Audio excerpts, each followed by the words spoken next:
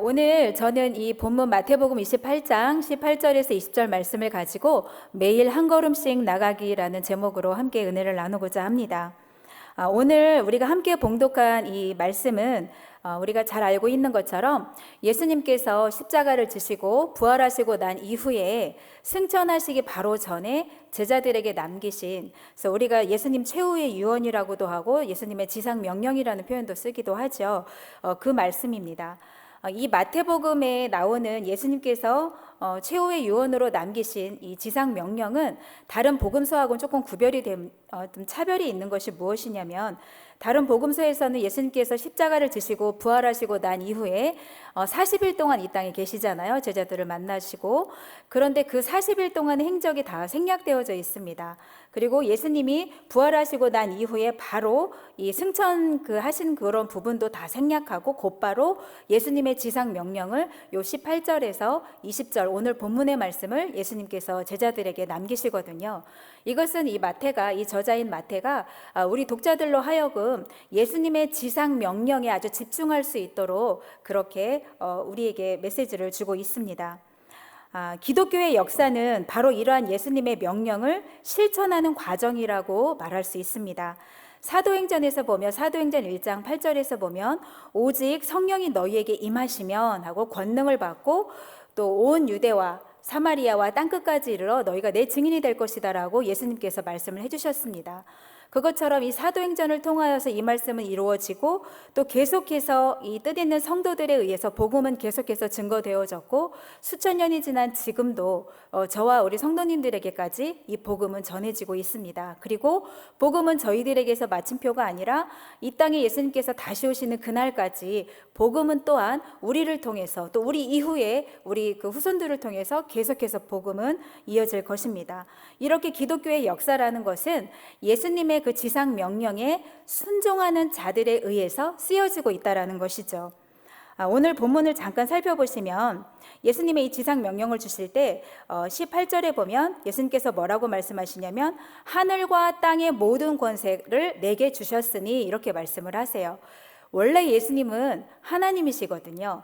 근데 하나님이신 그 신이신 하나님께서 인간의 몸을 입고 이 땅에 오신 분이 바로 예수님이시죠.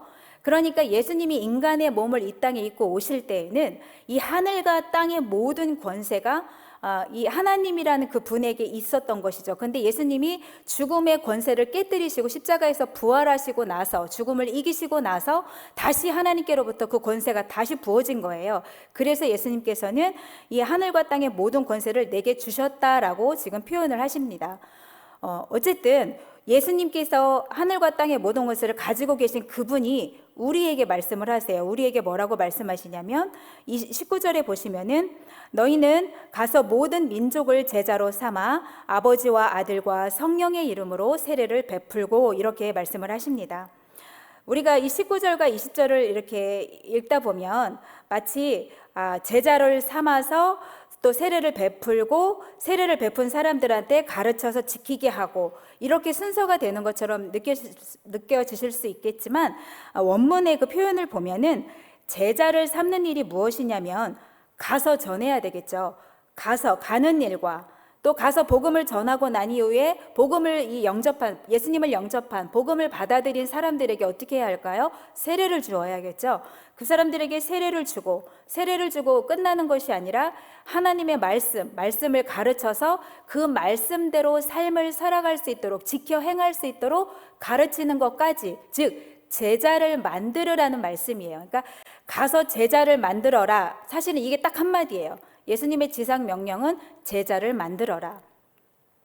그러면 우리가 제자라는 것과 물이라는 것에 조금 차이를 두셔야 돼요. 물이라는 것은 이 신약 성경을 읽으시다 보면 예수님을 따르던 수많은 무리들이 있었어요. 그런데 예수님을 따르던 그 수많은 무리들이 다 예수님의 제자는 아니었습니다. 가장 쉽게 예를 들어 드리면 오병이어의 기적을 체험한 사람들은 어림잡아 2만 명 이상이 되어지거든요. 근데 예수님이 승천하실 때 당시에 그것을 하늘로 올라가신 예수님을 본 사람들도 수백 명에 불과해요. 그런데 왜 많은 무리들이 예수님을 따랐는데 소수만 제자로 남게 되었을까요? 제자와 무리의 차이점은 무리는 나의 필요를 채우기 위해서 그 대상을 따라가는 게 무리입니다. 즉, 내가 배고프니까 막 이 보리떡 5병이요, 이 작은 것을 하나의 이 도시락을 가지고 하나님 앞에 기도하더니 배불리 먹고도 12광주리가 남을 만큼 어마어마한 기적을 체험했거든요. 예수님을 따라다니면 배는 굶지 않겠다. 그리고 예수님을 따라다니면 병은 고침 받겠다. 이런 식으로 해서 나의 필요를 채우기 위해서 예수님을 따르는 자들을 무리라고 부릅니다. 그러면 제자는 누구일까요? 제자는 예수님이 가신 그 길을 따라가는 사람을 제자라고 우리가 부르는 것이죠. 그래서 예수님께서 승천하시기 전에 우리들에게 마지막으로 주신 이 지상 명령은 우리로 하여금, 우리 안에 예수님이 있으시잖아요. 예수님을 영접했습니다. 그리고 우리는 제자입니다. 무리가 아니고요. 제자인 우리들을 통해서, 우리의 입술을 통해서 계속해서 또한 제자를 만들라고 말씀하신 것이 바로 예수님의 이 지상 명령이라고 할 수 있습니다. 오늘 제가 제목을 매일 한 걸음씩 나가기라고 정했거든요. 근데 오늘 이 본문 말씀에서 우리가 사실 제가 지금 이 말씀드린 이 지상 명령은 우리가 이미 다 알고 있으신 거예요. 그런데 20절에 보니까 내가 너희에게 분부한 모든 것을 가르쳐 지키게 하라 이렇게 말씀을 하시면서 볼지어다 내가 세상 끝날까지는 영원토록 말씀하시는 거예요. 지금부터 영원토록 우리와 함께 하신다는데 어떻게 함께 해주시냐면 항상 함께 있으리라 하시니라 이렇게 말씀을 약속을 해주십니다. 여기에서 이 항상이라는 말의 그 원문의 안에 뜻을 보면은 날이라는 의미를 포함되어져 있어요. 그 날이라고 하는 명사가 포함되어져 있습니다. 즉 모든 날들 매일매일 하루도 빠짐없이 우리와 함께 해주시겠다라는 약속을 하시는 거예요. 누가요? 예수님이요. 근데 그 예수님은 어떤 분이신가요? 하늘과 땅의 모든 권세를 가지고 계신 분이래요. 지금 저희들은 어디에서 살아가고 있죠? 이 땅이라는 공간 안에서 살아가시잖아요. 그러니까 우리가 살아가는 공간 안에서 발생되어지는 뭐 정신적인 일이든 육체적인 일이든 어떠한 사건, 사고, 어떤 일이든지 간에 무슨 일이라 할지라도 그 모든 일들이 다 어디 권세 아래? 예수님 권세 아래 있다라는 것이죠. 이것은 어마어마한 우리 자신에게도 복음인 것이고 이 어마어마한 복음이 우리 안에 있고 이 복음은 우리 안에서 정체되는 것이 아니라 계속해서 흘러져 가야 된다는 것이죠. 그렇다면 제가 오늘 이 제목을 정한 거와 같이 우리가 예수님의 이 약속을 믿으면 믿음으로 순종을 하고 나가야 됩니다. 그러면 어떻게 이 순종을 잘 실천할 수 있을까요? 우리가 지상명령을 잘 알고 있거든요. 예수님의 지상명령은 잘 알고 있는데 그 첫 번째로 우리가 노력해야 될, 실천해야 될 부분이 우리가 갖추어야 될 그런 덕목, 우리가 가지고 있어야 될 그런 부분들이 어떤 부분이냐면 바로 신실함이라는 거예요. 충성됨이라고도 표현을 할 수 있습니다. 하나님의 일을 한다는 것은 한 번에 화끈한 무슨 싸움을 치르는 능력을 말하지 않습니다. 계속되는 하루하루의 그 믿음의 싸움에서 도망가지 않고 버텨내는 그 신실함을 필요로 합니다. 힘든 상황 속에서 우리가 버텨내려면 무엇이 있어야 할까요? 졸리신 건 아니시죠? 네, 힘든 상황에서 우리가 버텨내려면 믿음이 있어야 하죠. 그러면 우리가 무엇을 믿는 믿음을 가지고 있어야 합니까? 아까 제가 말씀드린 것처럼 나에게는 내 힘이 아니라 하늘과 땅의 모든 권세를 가지고 계신 그 예수 그리스도가 내 안에 있고 나는 내가 살아가는 것이 아니라 나 임효순이라는 사람으로 제가 이 세상을 사는 것이 아닙니다. 저는 제가 예수님을 영접하는 그 순간에 저는 예수님과 함께 십자가에서 죽었습니다. 제 자아가 죽었다라는 것이죠. 그러면 제가 이렇게 살아있는데 그럼 어떻게 살아가는 것입니까? 내가 이제 육체 가운데 사는 것은 나를 사랑하사 나를 위하여 자기 자신을 버리신 하나님의 아들 예수 그리스도를 믿는 믿음 안에서 사는 것이라. 갈라디아서 2장 20절에서 이렇게 말씀하고 있잖아요. 우리는 그 믿음을 가지고 사는 자들이거든요. 히브리어로 이 믿음을 에무나라고 표현을 합니다. 이 에무나라는 것은 끝까지 버티고 견디다라는 뜻을 가지고 있어요. 근데 사실 이 히브리어로 에무나라고 하는 표현은 구약성경 출애굽기 17장 11절에 처음 나옵니다. 이스라엘 백성들이 이제 그 출애굽을 하는 그 여정 가운데 있을 때 아말렉하고 전투가 벌어지잖아요. 그리고 잘 아시는 것처럼 이 아말렉하고 전투가 있을 때 그 전장에는 여호수아가 나갑니다. 그리고 모세는 아론과 훌과 함께 기도를 하잖아요, 산에서. 근데 아론과 훌이 양쪽에서 모세의 팔을 받쳐들고 기도를 도와주죠. 그런데 여기에서 이 출애굽기 17장 11절 그 하번절에 보면 모세의 손이 해가 지도록 내려오지 아니한지라라는 표현이 있어요. 이 해가 지도록 내려오지 아니한지라에서 이 에무나가 쓰였습니다. 즉 우리나라 말로 번역하면 끝까지 버티고 끝까지 견디니라라는 표현을 사용하고 있다라는 것이죠. 그래서 이 히브리어로 에무나라고 하는 것은 믿음을 상징을 하고 그 믿음이라는 것은 결국 끝까지 버티고 견디는 것을 말하고 있습니다. 그리고 이 에무나라고 하는 이 표현 자체가 믿음으로 번역이 돼서 쓰여진 부분은 우리가 잘 알고 있는 하박국 2장 4절의 말씀이에요. 의인은 무엇으로 산다고 표현을 했죠? 이 하박국 선지자가 네, 외양간에 송아지가 없고, 그죠? 예, 포도나무에 포도가 없어도 의인은 믿음으로 말미암아 살리라라고 하박국서 2장 4절에서 말씀하고 있습니다. 이때 바로 이 에무나라는 표현이 쓰였습니다. 결국 우리가 믿음으로 산다 그 소리는 내가 바라는 것이 이루어지겠지. 그거는 자기 바람이지 믿음이 아닙니다. 무슨 믿음을 가지고 사는 것이죠?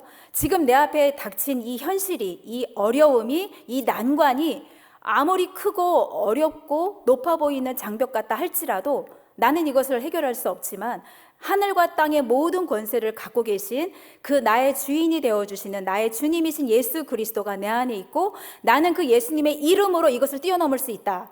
그것을 믿는 믿음으로 우리는 살아간다라는 것이죠. 그러면 아무리 힘들고 아무리 어려운 상황이 계속해서 일어나도 우리는 뭐 할 수 있어요? 끝까지 모세의 손이 내려오지 아니한지라 이 표현과 같이 우리는 끝까지 믿음으로 버티고 이겨낼 수 있다라는 것이죠. 이것이 바로 뭐예요? 신실함입니다. 우리가 신실하다, 믿음이 좋다 이렇게 표현들을 많이 하시지만 실상 우리가 이 교회를 다니는 사람들이 많이 사용하는 이런 이 말들 가운데 살펴보면 우리가 그 뜻을 구체적으로 묵상하고 다시 곱씹고 다시 내 안에 그것을 상기시키면서 다시 믿음을 다짐하는 이런 마음 없이 그냥 어느 때는 그냥 내 바람이 이루어졌으면 하는 그 뜻에서 나는 그렇게 되기를 바래라는 바람으로 믿어라고 표현을 할 때가 있거든요. 근데 믿음이라는 것은 그 정도 차원이 아니라는 것이죠. 끝까지 믿음으로 버티고 견디는 것을 우리는 믿음이라고 말할 수 있습니다. 야고보서 1장 3, 4절에는 이는 너희 믿음의 시련이 인내를 만들어내는 줄 너희가 알미라. 인내를 온전히 이루라. 이는 너희로 온전하여 구비하여 조금도 부족함이 없게 하려 함이라. 이렇게 말씀하고 있습니다. 우리가 갖고 있는 이 믿음이 시련이 인내를 만들어내는 줄 알미라라고 야고보서에서 말씀을 하고 있어요. 믿음이 있어야 우리는 인내를 이룰 수가 있습니다. 그리고 인내를 이루어야만 우리는 하나님께서 약속하신 그 말씀의 성취를 우리는 내 삶에 내가 경험할 수가 있는 거예요. 하나님은 쉽게 포기하는 사람들을 사용하지 않습니다. 힘들어도 기도하고 다시 일어나서 계속 기도해야 합니다. 성숙하지 못한 사람은 상처를 잘 받고 신앙생활 하실 때도 보면 기복이 심합니다. 조금만 시련이 오면 금방 확 가라앉고 좀 더 힘들어지면 그 상황을 회피하고 도망가기가 일쑤입니다. 우리가 기억해야 할 것은 어쩌면 인간의 한계를 느끼는 그 한계 지점이 하나님께는 시작점이 된다는 것입니다.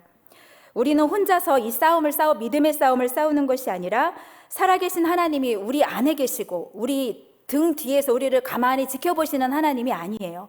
하나님은 우리를 관찰하시고 지켜보시는 하나님이 아니라 우리 인생길을 앞서 예비해 놓으셨고 우리 앞에서 우리를 끌어가시는 분이시지 우리가 어디로 가나 뒤에서 뒷짐짓고 우리를 따라오시는 분이 아니라는 것이죠. 우리가 하나님을 따라가는 것이죠. 그렇기 때문에 하나님은 우리 삶의 앞길에 우리 안에 계시다라는 것을 기억하고 매일매일 우리와 함께 하시겠다고 약속했던 오늘 본문의 20절의 말씀과 같이 이 말씀을 믿음으로 예수님을 의지하고 어렵고 또 외로운 상황 속이라 할지라도 신실하게 하나님의 자리를 잘 지키는 사람에게 하나님이 축복하실 줄 믿습니다.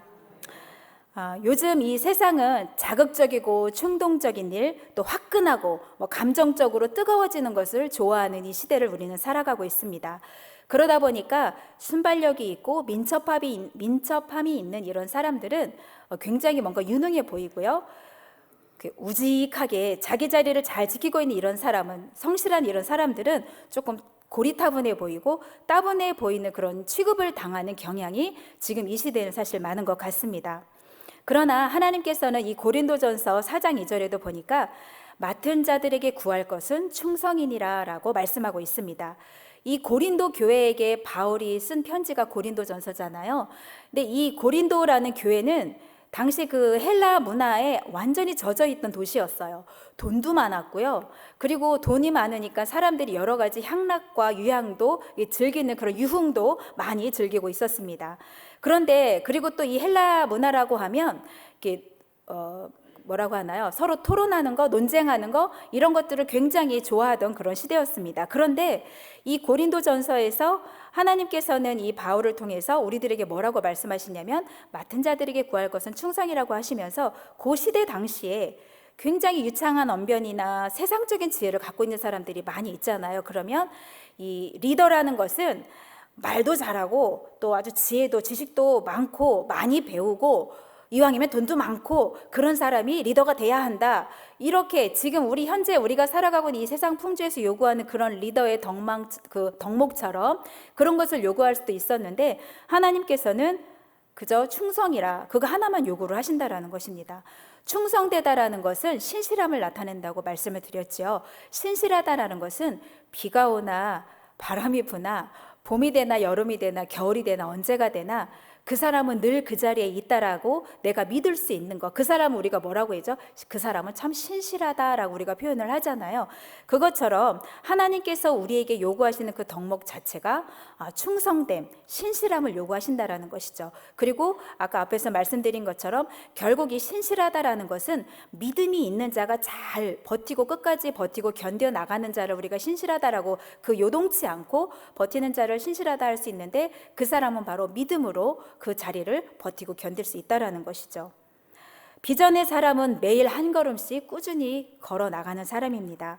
목표 지점까지 빨리 도착하는 것이 문제가 아니라 하나님의 관심은요, 우리가 그 성화되어져 가는 그 과정에서 우리가 어떠한 사람으로 하루하루 성장해 가는지에 관심이 있다라는 것입니다. 신실하다라는 것은 우리가 어떤 그런 폭력적인 영화를 보면 조직 폭력 그 어떤 두목 이런 그 보스 앞에 그 자기의 충성을 결단하는 이런 그 부하들이 뭐 심지어는 이렇게 상처를 내 가지고 혈서를 쓰기도 하고 막 이런 장면들을 우리가 영화에서 종종 보기도 하잖아요. 신실함이라는 것은 그런 화끈하고 대단한 어떤 한 방을 말하는 것이 아니라 하나님께서는 우리에게 신실하다라는 것은 믿음을 가지고 끝까지 지켜나가는 자를 말하는데요. 이 노아의 위대한 순종을 한 가지 짚어보고 이 신실함에 대해서 말씀을 드릴 수 있습니다. 노아는 우리가 120년 동안 방주를 지었다고 이야기를 하는데요.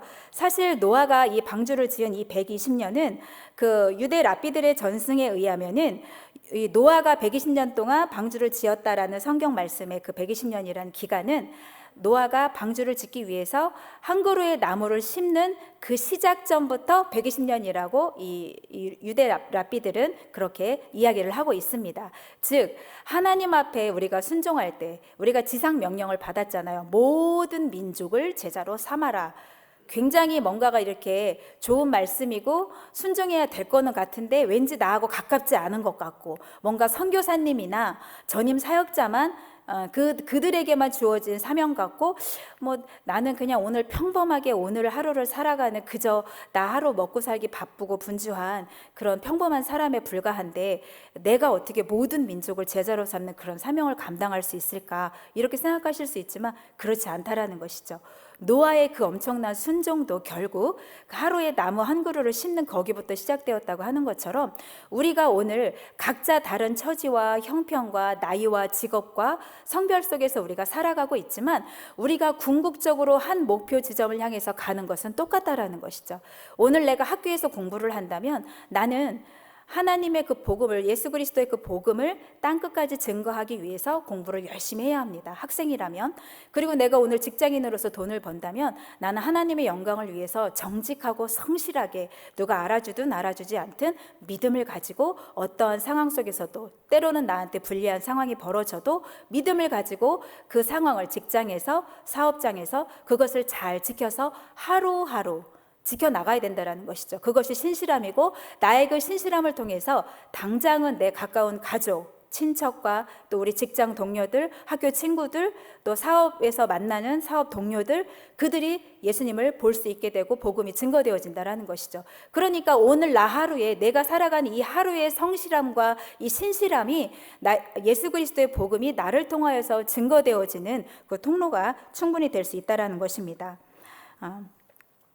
그리고 이 사명을 감당하기 위해서 두 번째 살펴보고 싶은 것은 우리의 역경지수를 높여야 한다는 것입니다. 이 폴 스토츠라고 하는 박사가 연구를 했는데요. 사람이 인생의 역경에 부딪힌 사람은 보통 세 가지 유형의 반응을 보인다고 해요. 첫 번째는 힘든 문제만 부딪히면 포기하고 도망가는 이 쿼터형이 있다고 합니다. 전체 인구의 20% 정도를 차지한대요. 그리고 두 번째는 포기하고 도망가지는 않는데 그렇다고 또 그 문제를 뛰어넘을 생각은 하지 않고 주저앉아서 어떤 식으로든 합리화하고 현실과 타협하고 현상 유지만 하려고 하는 캠퍼형이 있다고 합니다. 이들은 인구의 한 60% 정도를 차지한다고 해요. 그리고 마지막 세 번째로 역경을 만났을 때 포기하지 않고 모든 힘을 동원해서 반드시 그 장애물을 뛰어넘고 정복하는 클라이머형이 있다고 합니다. 이 사람도 역시 전체 인구의 한 20% 정도를 차지한다고 합니다. 이 역경을 뛰어넘는 그 장애물을 정복하는 이 클라이머형을 우리는 역경지수가 높은 사람이라고 말할 수 있습니다. 결국 우리가 이 지성도 중요하고 또 체력도 중요해요. 건강도 중요합니다. 그리고 감성지수도 다 중요해요. 이 공감 능력도 있어야 되거든요. 사람이 사회생활을 하려면. 그렇지만 사실 가장 큰 부분을 인생에서 차지하는 것은 인생이란 어쨌든 수많은 예기치 못한 어려움들을 어떻게 뛰어넘느냐, 그것을 어떻게 극복해내느냐에 따라서 달려있다라는 것이죠. 그러니까 고난을 이겨내는 의지력, 이 역경지수가 가장 중요하다라는 거예요. 내 자신의 그 역경지수가 어느 정도인지, 나는 어디에 해당하는지를 잠깐 생각하시면서 내 역경지수가 약하다라고 생각이 되신다면 오늘 이 시간 하나님 앞에 역경지수를 높여달라고 기도하셨으면 좋겠습니다. 결국 이 승리한다라는 것은 하나님의 말씀을, 약속을 믿음으로 버티고 견디고 또 하나님을 믿음으로 그것을 뛰어넘는 자. 왜? 나는 능력이 없지만 내 안에 하늘과 땅의 모든 권세를 가지고 계신 예수 그리스도의 이름으로 내가 이것을 뛰어넘을 수 있다. 그리고 내가 하는 것이 아니라 예수님께서 나와 항상 매일 세상 끝날까지 함께 하시겠다고 약속하셨으니 반드시 예수님이 이 어려움도 나를 들어서 이 어려움을 뛰어넘게 하시리라. 이런 믿음을 가지고 버텨내는 사람이 바로 역경지수가 높은 사람이라고 말할 수 있습니다. 아무리 완벽해 보이는 사람도 나름대로의 약점과 아픔은 다 있습니다. 그러나 자신의 연약함 때문에 주눅들지 않으셨으면 좋겠습니다. 죽은 사람도 기도로 살려냈던 사도 바울 너무나 잘 알고 계시죠. 이 바울이 가졌던 손수건을 누가 이렇게 짚기만 해도 병이 나았다고 했어요. 성경에 보면. 그러니까 사람들은 이 제자들의 그림자라든지 바울의 손수건이라든지 바울이 뭐 안수하는 것까진 바라지도 않고 하도 바울에게 많은 사람들이 갔을 테니까요. 바울이 쓰던 수건이라도 어떻게 집어서 병이 치료받기를 바라는 그 사람들이 얼마나 바울이 가는 곳마다 기적이 일어났으면 그러한 일이 일어났겠습니까? 그런데 아이러니하게도 모순되게도 바울 자신에게 있는 자기의 병은 자신은 고치지 못했습니다. 그리고 그 질병이 그 가시를 뽑아달라고 하나님 앞에 간절히 기도했지만 하나님께서 내 은혜가 내게 족하다라고 말씀하시고 병을 고쳐주시지 않았어요. 이것을 잘 생각해 보세요. 무엇을 증명하는 것이겠습니까? 이 능력이 죽은 사람을 살리기도 하고 질병을 고치는 이 엄청난 이 능력이 바울에게 있는 것이 아니라 바울을 들어 사용하시는 그 여호와라 하시는 분, 예수 그리스도라 하는 그분에게 그 능력이 있다라는 것을 오히려 바울의 가시가 존재함으로 인해서 증명을 하는 것이지요. 때때로 우리 삶에 어려움이 있을 수도 있습니다. 그렇지만 사실 이 자리에 사도 바울과 같이 부름 받으신 분이 많지는 않으실 거예요. 그런 아주 극소수의 그런 분들을 제외하고는 대부분 우리가 하나님 앞에 간절히 믿음을 가지고 가면 어떠한 일이든 합력해서 선을 이루어 나가신 하나님을 우리는 계속해서 경험하고 우리 인생 앞에 닥쳐진 여러 가지 어려움들을 뛰어넘어가면서 내 삶을 충실하게 그 자리를 지켜내고 믿음으로 버티고 견뎌 나가면서도 얼마든지 우리를 통하여서 복음이 흘러갈 수 있고 내가 내 가족에게 전해진 그 복음은 또 누군가에 흘러가고요. 그렇게 흘러서 복음은 땅끝까지 증거될 수 있다라는 것입니다. 우리 모두가 다 아프리카 선교사로 갈 수는 없으니까요. 그래서 우리가 매일 한 걸음씩 꾸준하게 그 자리, 내가 서 있는 그 자리에서 나에게 주신 그 형편과 처지와 자리에서 우리가 믿음으로 순종하면서 하루하루를 잘 하나님 앞에 쌓아 나가시면 우리를 통해서 모든 민족을 제자로 삼는 그 일은 이루어지고 있다라는 것입니다. 하나님이 우리를 한 단계 높이 새로운 차원으로 데려가시려 할 때는 우리는 때때로 새로운 장애물을 만날 수도 있습니다. 하나님은 새로운 차원으로 우리를 데려가시기 위해서 새로운 역경도 허락하시기도 하고요. 골프를 요즘에 치시는 분들이 많은 걸로 알고 있어요. 그 TV에도 보니까 골프 이런 프로그램 채널들이 많이 있더라고요. 근데 원래 이 골프공이 처음에는 이 탁구공처럼 표면이 맨질맨질했다고 해요. 그런데 어떤 사람이 우연히 그 골프공의 그 겉에 이렇게 굴곡을 만들어서 공을 치게 됐는데 이 비거리가 매끌매끌한 공을 쳤을 때보다 이 표면에 울퉁불퉁이 그 굴곡이 나 있는 그 골프공을 쳤을 때 훨씬 더 비거리가 멀리 나간다라는 것을, 비거리가 좋다라는 것을 우연히 찾게 됐다라는 거예요. 그리고 그것이 실질적으로 공기의 저항을 이렇게 영향을 주기 때문에 훨씬 더 공이 멀리 날아간다는 것이 과학적으로 입증이 된 그 다음부터 이 골프공에 그 굴곡 난 것을 딤플이라고 하거든요. 그 골프공에 이렇게 움푹움푹 패인 것 같은 그런 그 딤플을 400개에서 500개 정도 그렇게 딤플을 만들어서 지금 요즘에 사용하는 그런 골프공이 되었다고 합니다. 때로는 이해할 수 없는 고난과 아픔들이 우리에게 찾아올 수가 있습니다. 그리고 그 아픔들 속에서 모두 하나님의 신비한 뜻이 담겨져 있다고 우리가 쉽게 그것을 받아들이기란 그 쉬운 일이 아닙니다. 그렇지만 그 고난들이 우리 인생의 딤플이 돼서 우리를 더 멀리 힘있게 날아가고 하나님께 더 가까이 나아갈 수 있도록 할 수 있는 그런 원동력이 될 줄로 믿습니다. 사람의 말은 우리의 힘을 빼는 경우가 많죠. 일이 안 돼서 어떡해, 참 딱하다, 큰일 났다, 불쌍해서 어떡하나, 우리는 이런 말도 많이 듣습니다. 하지만 하나님의 말씀은 없던 힘도 생기게 하는 능력이 있습니다.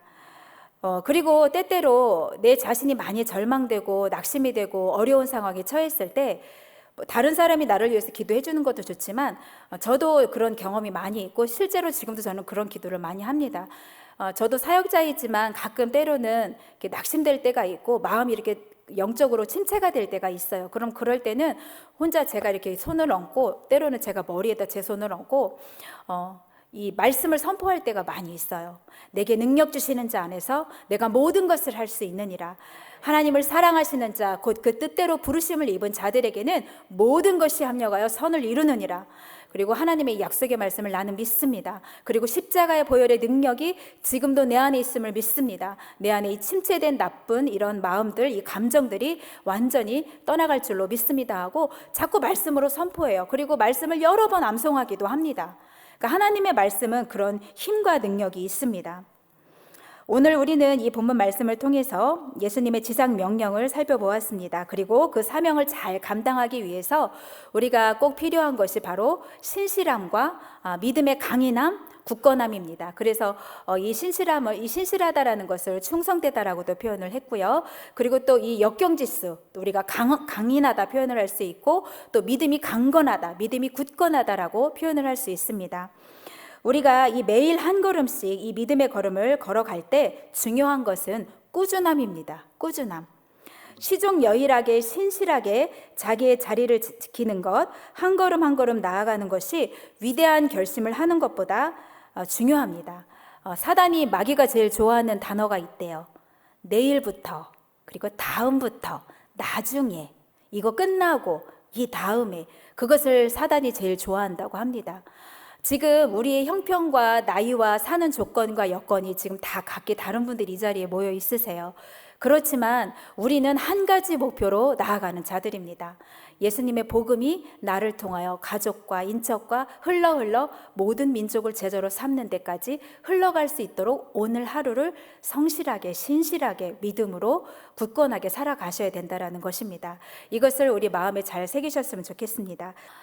우린 이 사도 바울이 디모데후서 4장에서 말씀한 것처럼 이 2절에 보면은 너는 때를 얻든지 복음을 전파하라, 증거하라고 말하면서 그 다음에 이 유언과 같은 말을 합니다. 선한 싸움을 다 싸우고 나의 달려갈 길을 마치고 믿음을 지켰다. 그러니까 바울이 끝까지 자기는 뭐를 지켰다고 표현을 하고 있어요? 믿음을 지켰다고 표현을 하고 있습니다. 그리고 이제 이후로는 우리의 사명이 뭐죠? 모든 민족을 제자로 삼는 것, 복음을 증거하는 것이 우리 모두의 사명이잖아요.